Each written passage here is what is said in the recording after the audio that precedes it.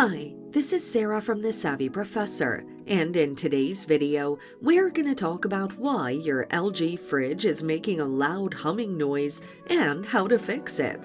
Watch the video until the end to learn this and more. A functional LG fridge will make some noise, but sometimes the noise can be too loud.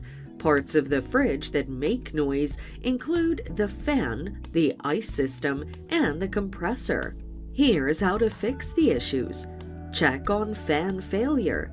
If the noise comes from inside, this could mean the noise is from the condenser and evaporator fans. Often, if both fans fail, they become louder, and if they shut down completely, you won't hear any noise.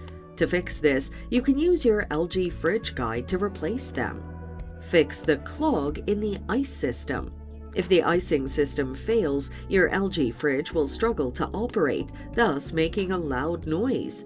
Check your ice bucket for a clog and melt it with a steamer. This should help resolve the issue. Ensure the compressor is working. Lastly, if the compressor never stops working and runs at a high setting, you will hear loud sounds.